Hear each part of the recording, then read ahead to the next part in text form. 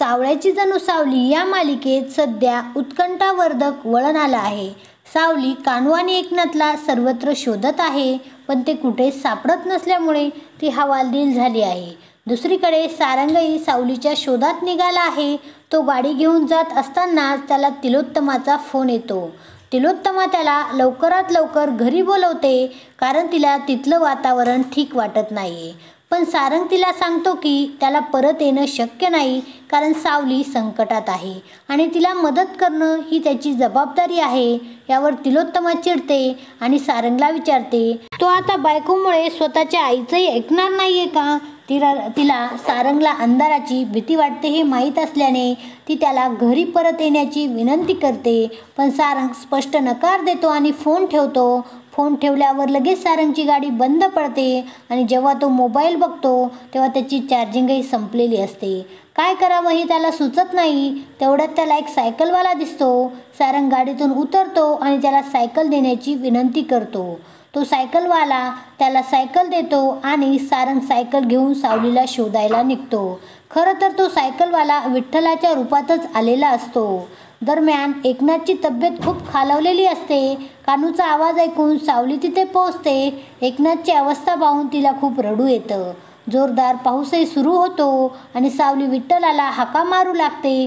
ती विठ्ठलाला म्हणते की तो तिची अशी परीक्षा का घेत आहे? तिच्या आईवडिलांनी काय चूक केली आहे, ज्यामुळे त्यांना अशी शिक्षा मिळत आहे? स्वतःच्या जीवाची पर्वा न करता ते पंढरपूरला विठ्ठलाच्या भेटीला निघाले होते। आयुष्यभर त्यांनी विठ्ठलाचं नाव घेतलं, त्यांची भक्ती केली, तुळशीची माळ अभिमानाने मिरवली। त्यांनी कधीही खोटेपणा केला नाही, कोणाला त्रास दिला नाही आणि सत्याची कास सोडली नाही। चालण्याचं बळ नसतानाही ते विठ्ठलाच्या भेटीसाठी निघाले होते। मग त्यांना त्यांच्या पंढरीत येताना एवढा त्रास का होत आहे? सावली कळवळून विठ्ठलाला बोलते की तिच्या बाबांनी आयुष्यभर त्यांची भक्ती करत संसार सांभाळला।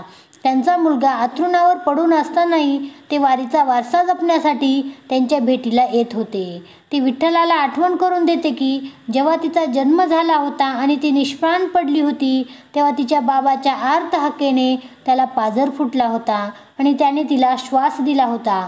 ती विचारते, का केलंस असं? का वाचवलंस मला? माझ्या बाबाचा श्वास मला हवा आहे। तू असं नाही करू शकत विठुराया। ती विठ्ठलाला हात जोडून विनवणी करते आणि म्हणते, विठ्ठला, आता ही माझ्या भक्तीची आणि तुझ्या देवतत्वाची परीक्षा आहे। माझ्या तुझ्यावरच्या भक्तीला जाग विठ्ठला जाग, असं बोलून रडून ती एकनाथच्या छातीवर डोकं ठेवते। पण एकनाथ डोळे उघडत नाही। मग मात्र सावली विठ्ठलाचं भजन गाऊ लागते। इकडे सारंग सावलीला प्रत्येक ठिकाणी शोधत असतो, पण ती त्याला कुठेच मिळत नाही, त्यामुळे तोही अस्वस्थ झालेला असतो। दुसरीकडे सावली व्याकुळ होऊन विठ्ठलाला साथ घालत असते आणि त्याचं गाणं गात असते। तेवढ्यात चमत्कार एक होतो। सावलीचा आवाज विठ्ठलापर्यंत पोहोचतो आणि एकनाथला जाग येते। एकनाथ हळूच डोळे उघडतो आणि सावलीकडे पाहून म्हणतो, सावली बाळा, तू इथे काय करत आहेस? त्यावर सावली त्याला सांगते की विठ्ठलानेच तिला इथली वाट दाखवली आहे। तेव्हा एकनाथ म्हणतो की वारी आता पुढे गेली असेल आणि त्याला लगेच निघायला हवं। कान्हू आणि सावली त्याला समजावण्याचा प्रयत्न करतात, पण तो ऐकायला तयार नसतो। इकडे सारंग सावलीच्या शोधात असताना त्याला रस्त्यात सावलीची पायलं मिळते। तो त्या दिशेने पुढे जातो आणि त्याला एकनाथ, कान्हू आणि सावली हे तिघेही दिसतात। सारंग पटकन सावलीजवळ जातो आणि तिला म्हणतो, अगं सावली, तुला काही वेड लागला आहे का? किमान मला एकदा सांगून तरी जायचं, कुठे जात आहेस? मी तुला सगळीकडे शोधत होतो, पण तू दिसत नव्हतीस। आणि सावलीला मिठी मारतो। तो पुढे एकनाथला म्हणतो, अहो सांगा तुमच्या पुरीला, अहो तिला जरा तुम्हाला भेटायचं होतं, तर मी तिला आणलं असतं ना। तिला असं पाऊल उचलायची काय गरज होती? सारंग तिला समजावतो। चिडला नाहीये, तर त्याला तिची खूप काळजी वाटली म्हणून तो बोलला। यावर सावली म्हणते, सारंग सर, मला तर विश्वासच बसत नाहीये की तुम्ही माझ्यासाठी इथपर्यंत आलात। तिलोत्तमा मॅडमला जर कळलं तर? त्यावर सारंग म्हणतो, तू त्याचं टेन्शन घेऊ नकोस, मॉमला मी सांगेल काय सांगायचं ते। पुढे सारंग एकनाथकडे बघतो आणि सावलीला विचारतो, यांना काय झालं आहे? हे एवढे अस्वस्थ का वाटत आहेत?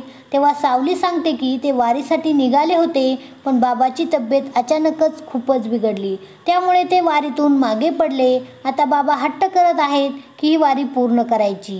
यावर एकनाथ म्हणतो, सावली बाळा, मला ही वारी पूर्ण करावीच लागेल। वारीचा वारसा आता तोडून जमणार नाही।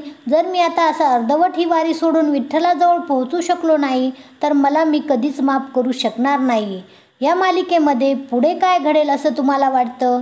मित्रांनो, असेच नवनवीन व्हिडिओ पाहण्यासाठी आमच्या चॅनलला सबस्क्राईब करून ठेवा आणि व्हिडिओला एक लाईक नक्की करा.